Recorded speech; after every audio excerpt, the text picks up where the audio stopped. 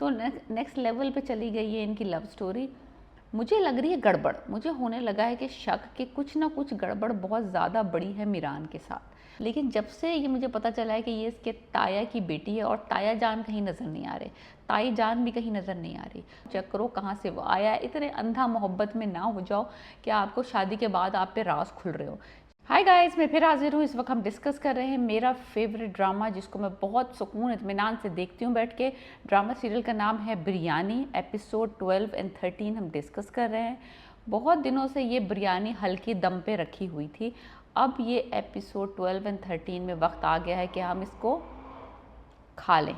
तो मज़ा हुआ कुछ यूँ है कि ये सारी रोमांटिक लव स्टोरी चल रही थी, बड़े फिल्मी से सीन थे, बहुत प्यारा सा रोमांस चल रहा था, बड़ी इंजॉय कर रही थी मैं। मुझे बहुत पसंद आ रहे हैं सारी केमिस्ट्री बिटवीन रमशा एंड खुशहाल।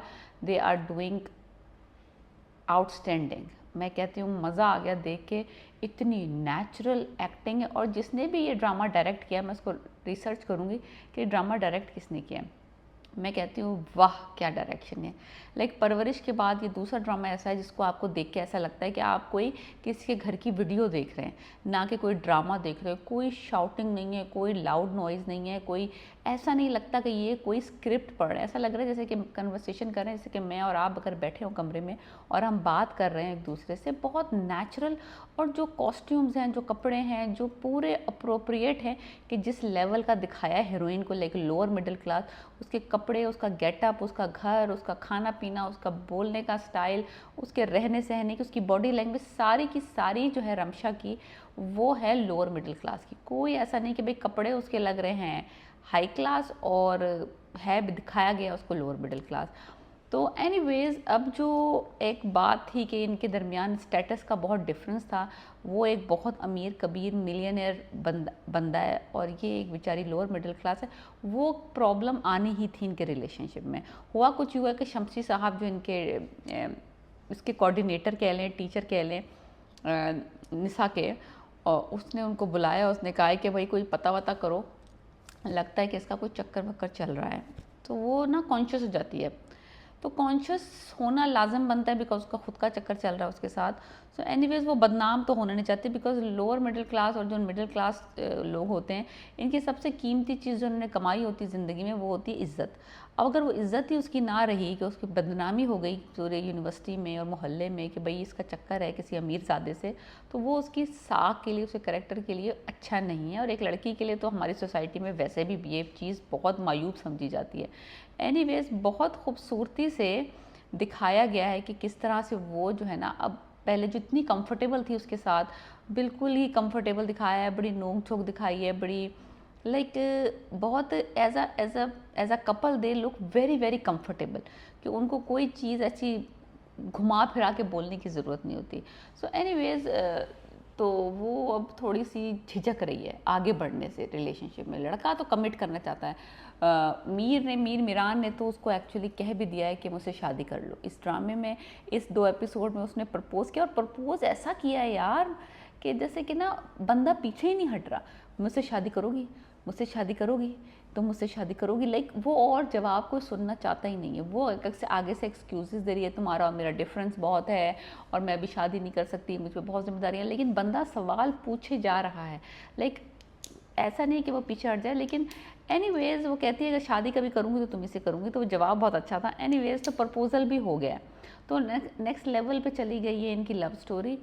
मुझे लग रही है गड़बड़, मुझे होने लगा है कि शक कि कुछ ना कुछ गड़बड़ बहुत ज़्यादा बड़ी है मीरान के साथ और मीरान की फैमिली के साथ। बिकॉज मीरान जो है ना, वो एक Sindhi typical landlord Sindhi family से बिलोंग करता है, इंटीरियर सिंध है।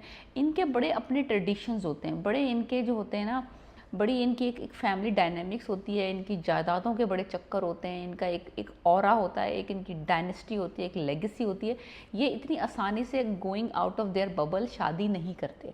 तो मुझे कुछ शक सा हो रहा है, क्योंकि मैंने बहुत सारी ऐसी चीज़ें विटनेस की हैं। खुद मैं सिंध से हूँ, इंटीरियर सिंध से। तो मुझे लगता है कि ये जो है ना, मामला इतना सीधा लग नहीं रहा है जितना मीरान इसको दिखा रहा है।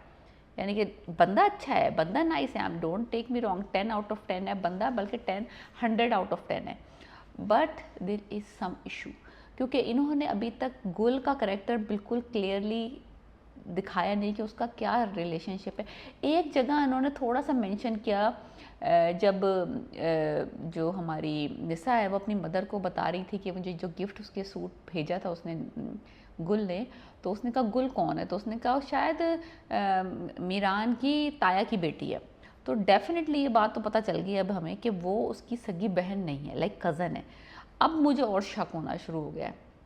पहले जब तक इसकी मुझे बड़ी बहन लग रही थी, वो उसको माँ बाबा जा साईं कह रही थी, और उसको जो उसकी मदर है मीरान की उसको माँ साईं कह रही थी, तब तक मुझे इतना कोई ना खटका नहीं हुआ था। लेकिन जब से ये मुझे पता चला है कि ये इसके ताया की बेटी है, और ताया जान कहीं नज़र नहीं आ रहे, ताई जान भी कहीं नज़र नहीं आ रही, तो ये उनकी कोई आखिरी निशानी है। और जो इसके ताया जान की प्रॉपर्टी है उसकी, वो ये उसकी, समझ रहे हैं आप, इसकी इनहेरिटेंस में आएगी वो प्रॉपर्टी। तो ये प्रॉपर्टी वाला चक्कर जो है ना, हमारी जो इस तरह का कल्चर होता है, सिंध का कल्चर है, इसमें प्रॉपर्टी जो होती है उसको बहुत फैमिली के अंदर रखने की कोशिश की जाती है। लड़की को बाहर नहीं ब्याहते ये लोग, अपने घर से, अपने घर में अगर लड़का बैठा है तो ये घर के लड़के से ही ब्याहते हैं, चाहे उनकी एज डिफरेंस 10 साल का हो, 15 साल का हो, लड़की बड़ी हो, लड़का छोटा हो, मैच हो या ना हो। लेकिन ये प्रॉपर्टी वाला जो इनकी इज्जत की बात होती है, प्रॉपर्टी को ये अपनी माँ समझते हैं, और they do not share it with anybody else, क्योंकि लड़की की अगर शादी बाहर करेंगे तो वो प्रॉपर्टी बाहर चली जाती है फैमिली से, तो they will not do that. तो मुझे ये खटका लगा जब से मुझे पता चला है कि गुल जो है वो इसकी ताया की बेटी है।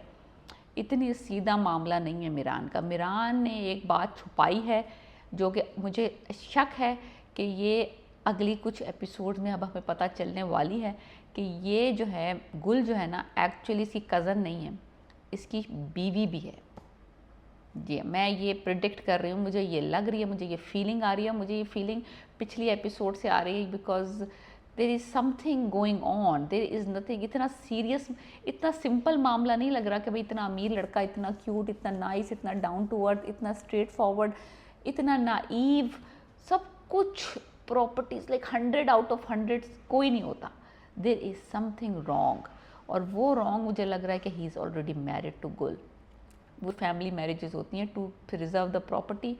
ये वो वाला चक्कर है कि ये सिंधी कल्चर इन्होंने दिखाया है, और ये वो वाला इशू हिट करेंगे, वो जो कज़न्स के आपस में मैरिज करते हैं to preserve the property. Anyways, Shamsi साहब ने इन दोनों को बुलाया, और पता चला है शमसी साहब ने इनकी तस्वीर इनके सामने रख दी है कि भैया तुम ना इतने हमारे सामने भूले चूचे ना बनो, तुम्हारी तस्वीर ये रही, इससे पहले कि तुम्हारी ये जो सीक्रेट है, तुम्हारा जो ये लव स्टोरी आउट हो जाए, find a way to make it legalise. तो उसी वक्त बैठे बैठे शमसी साहब के सामने जो है मीरान कह देता है कि मैं इससे शादी कर रहा हूँ। तो मैं खुद हैरान, एकदम ठा करके बोल दिया उसने, और निसा की भी बिल्कुल यानी कि हवा टाइट हो गई कि भाई एकदम टीचर के सामने उसने प्रपोज कर दिया। एनीवेज, निसा बड़ी समझदार है। निसा ने कहा भाई नहीं नहीं, निसा ऐसी बेवकूफ़ लड़की नहीं दिखाई, और बहुत अच्छा दिखाया ये। मैं इसको 100% एंडोर्स करती हूँ कि भाई लड़के को हाँ कहने से पहले उसका फैमिली बैकग्राउंड चेक करो, कहाँ से वो आया है। इतने अंधा मोहब्बत में ना हो जाओ कि आपको शादी के बाद आप पे राज खुल रहे हो। इससे पहले कि कोई बहुत बड़ा डैमेज हो, बहुत बड़ी कमिटमेंट हो, आप पहले चेक करो एक दूसरे के फैमिली बैकग्राउंड्स को। और यही किया है निसा ने। वो एक प्रोजेक्ट, एक जैसे स्कूल का कोई प्रोजेक्ट का बहाना करके गई है 360 किलोमीटर्स दूर उसके गांव में, इंटीरियर सिंध में, विदाउट मीरान को साथ लेके नहीं गई, मामू साथ गए उसके, जस्ट बिकॉज अकेली लड़की जाती नहीं है हमारी सोसाइटी में, तो that is a very natural thing to do. मामू साहब गए हैं। मामू साहब भी इतने कोई भोले नहीं है, he looks like that he is like ancient और ज़रा, लेकिन हैं इतने भोले नहीं। एनीवेज, तो वो गई है अकेली मिलने और देखते हैं कि मीरान आखिर पैदा कहाँ हुआ है, आया कहाँ से है, फैमिली क्या है, घर कैसा है, घर वाले कैसे हैं। इससे पहले कि मैं हाँ कहूँ, मैं कमिट करूँ इस लड़के के साथ, ज़रा मैं पहले देख तो आऊँ कि चल क्या रहा है पीछे बैकग्राउंड में। आगे आगे की स्टोरी तो बड़ी अच्छी लग रही है, बड़ा घास बड़ी हरी हरी लग रही है। तो वो गई है वहाँ पे देखने के लिए।